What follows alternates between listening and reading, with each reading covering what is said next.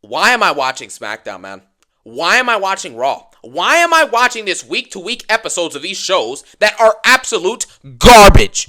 They're garbage. The booking, the execution, the editing, the segments, the actual roster of talent is horrendous. In every single episode, it's like it gets worse. I genuinely contemplated during this episode, and we're going to get to this later, I genuinely contemplated turning my TV off.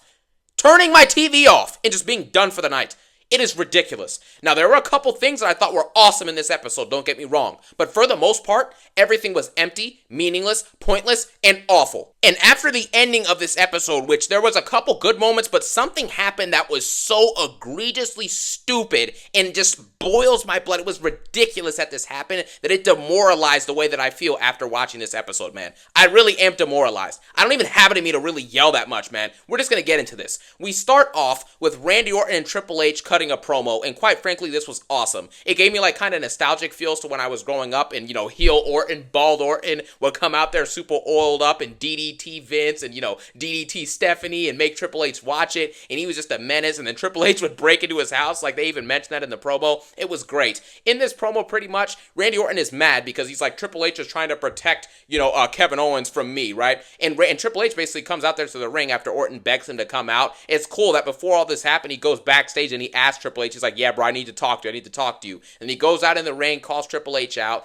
They cut a great promo. Orton's like, no, you're trying to protect him from me. And Triple H is like, no, I'm trying to protect you from Kevin Owens. And after this is when Randy Orton just pushes it into high gear and basically goes super intense. And he's like, I'm sick of the content officer, the guy coming out in suits. I'm sick of the Paul Levesque. I want the cerebral assassin, who would always be trying to fight back and stick up for what he believes in and always be trying to absolutely show everyone why he's the best. You know what I mean? He wouldn't just take disrespect from nobody. He would fight back against everyone, win world championships, and be awesome while doing it. It was very cool. It was very intense. Randy Orton delivered this promo in such an amazing and epic way that, Randy Orton just does. He's a legend of the business, and Triple H is also a legend as a superstar, as a wrestler. As a booker, he's absolute and utter garbage, but we're going to get to that in a little bit later. But yes, this promo was absolutely great. It ends with Triple H pretty much giving Randy Orton his match at Crown Jewel versus Kevin Owens, and I think Crown Jewel has 6 matches by the end of this night, the ones they announced. So yeah, Crown Jewel's going to be a pretty stacked card, it seems, but there's pretty much that.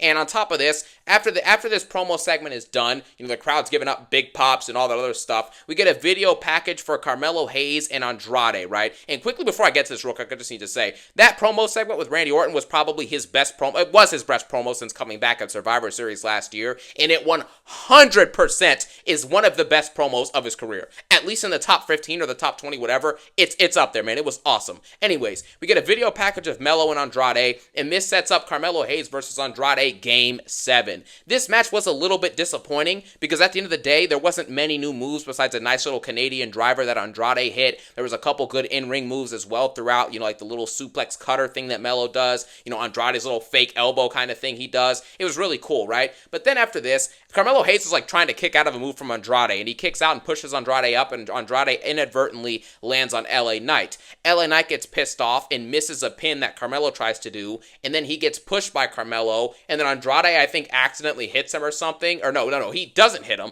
Carmelo Hayes just straight up super kicks LA Knight inadvertently. LA Knight's pissed off. He hits a BFT on both of them, gets on top of the announce table, and after this happens, he's like, I'm the real winner of this match. He rings the bell as a special guest referee, and he's like, I'm the real winner of this match, with everyone saying LA Knight, yeah. And after that's done, it's confirmed backstage with Nick Aldis, who yells at LA Knight. He's like, no, LA Knight, you listen to me. And they do that. And pretty much he tells LA Knight that he's going to be defending his U.S. title versus Carmelo Hayes and Andrade at Crown Jewel. So we got a U.S. championship match. That should honestly be pretty decent. I like Andrade, I like Carmelo Hayes, and I think LA Knight is absolutely awesome. So that's that. This match didn't really do anything new though, so it's kind of just like a regular Carmelo Hayes versus Andrade match, and I don't really like the way the ending was booked. Just ends in like a normal DQ, but the thing is that LA Knight claims himself as a winner. It's just very weird booking. I don't like it, but I mean, it's leading to a triple threat for the belt, so whatever. Then you get Naomi versus Candice, the Candice LeRae. This is a mid-match, and nobody cares about this. Tiffany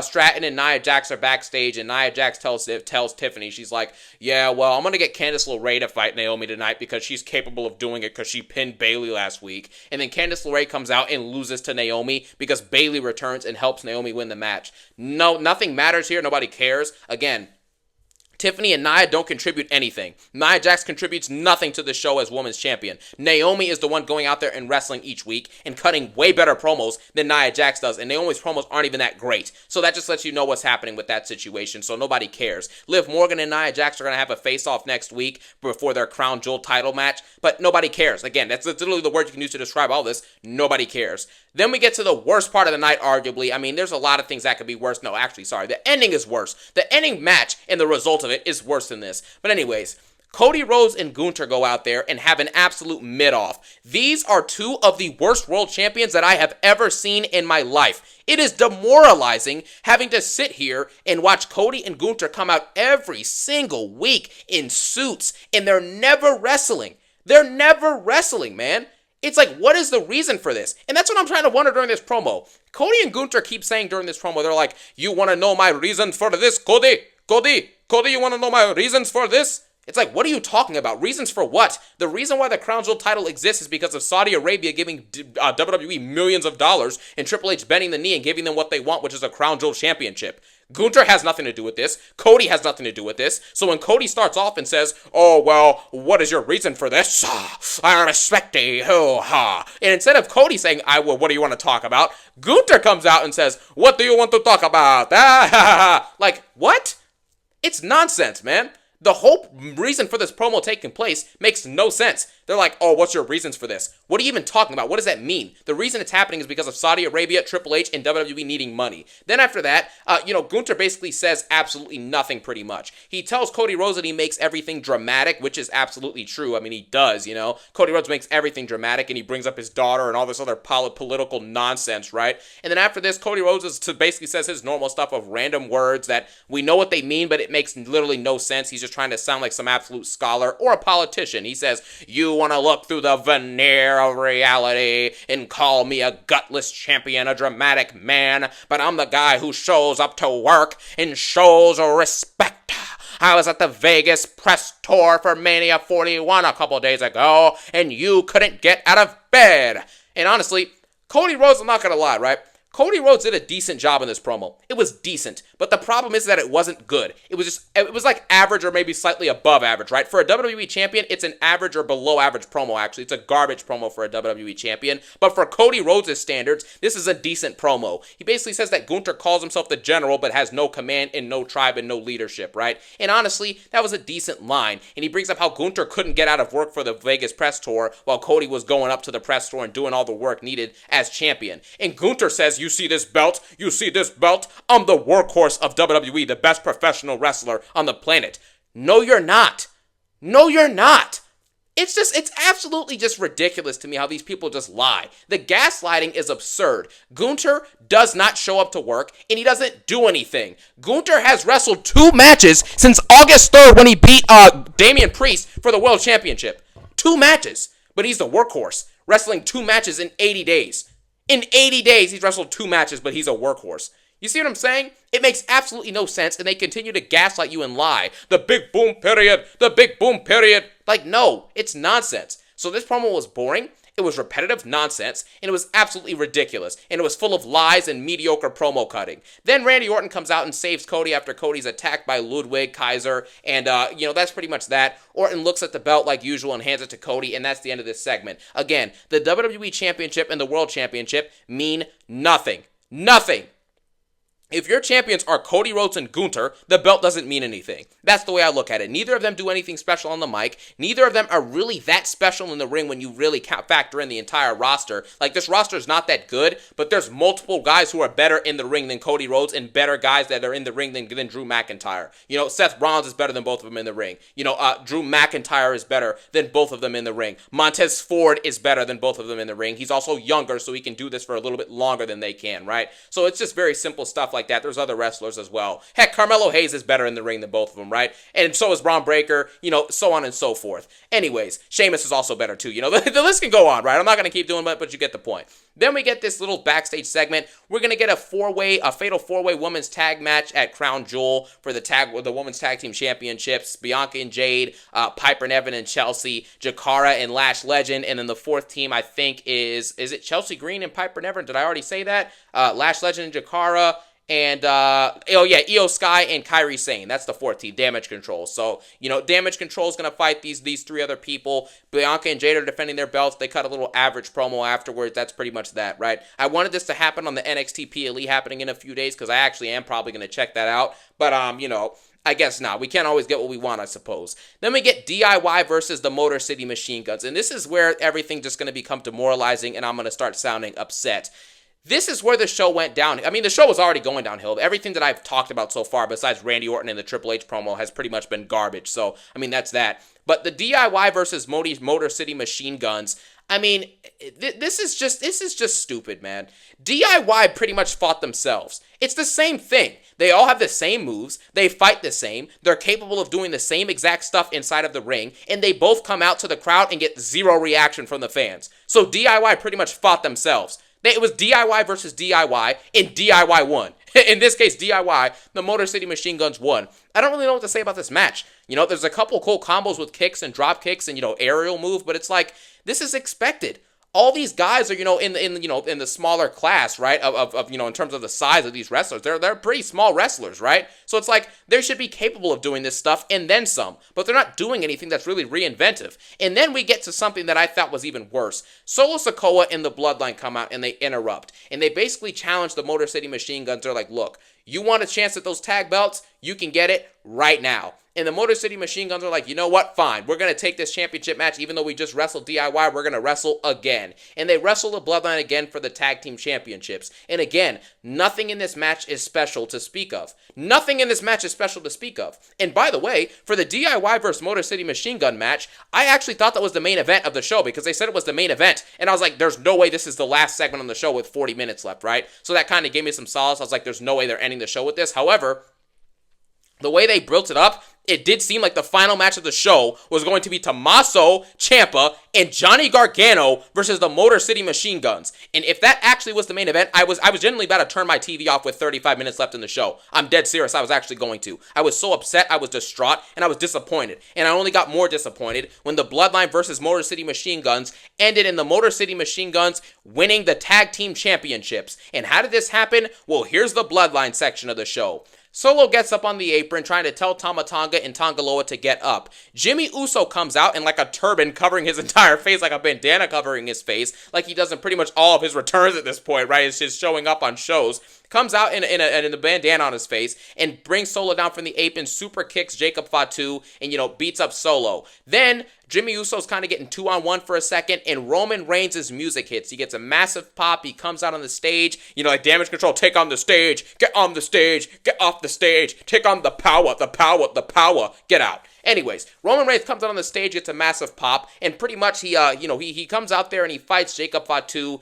Superman punches him, and him and Jimmy are basically 2v2ing Fatu and Solo down the ramp. And with Solo and Fatu pretty much like just moved out of this match, moved into the backstage, it's now a fair fight with the Tongans versus the DIY, the Motor City Machine Guns. It's the same team, so it's the same stuff, right? After this happens, the DIY, dude, I keep calling it again. I made a mistake again. I'm just gonna start calling him DIY. Who cares? DIY brings the ref in front of them, right? And the ref gets inadvertently hit by Tama Tonga, and then they bring in like these chairs into the ring, and they're basically trying to get a dirty and a cheap win because they don't have help from Solo and Jacob Fatu. And after this happens, Jay Uso comes back and interferes. Michael Cole calls it a return, but Jay Uso was on last week's SmackDown and he was also on this week's Raw. Unlike, people like Cody Rhodes and Gunter, he shows up to work and wrestles and cuts good promos weekly, so I don't know how Michael Cole could forget that. But anyways, Jay Uso shows up and he basically he's also wearing a bandana and a mask on, takes it off and reveals itself to be him after he super kicks both of the Tongans in the face and costs them the match, and they end up losing the tag team belts to the Motor City DIY Machine Guns.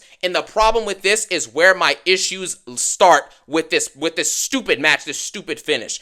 Triple H and the racism allegations are now going to have more ammo and fuel added to the fire. The Street Profits are way more talented than DIY, and they are more talented than the Motor City Machine Guns. They are like twice the size of the Motor City Machine Guns, and yet they still put on just as good matches, if not better. And I don't care that Motor City Machine Guns was super over in TNA, because guess who else was super over in TNA? Bobby Lashley was super over in TNA, and one of their best wrestlers on the planet at one point, right? Bobby Lashley, honestly, was more important to TNA than the Motor City Machine Guns probably ever were at this point, right? And the fact is that Bobby Lashley ended ended up fired.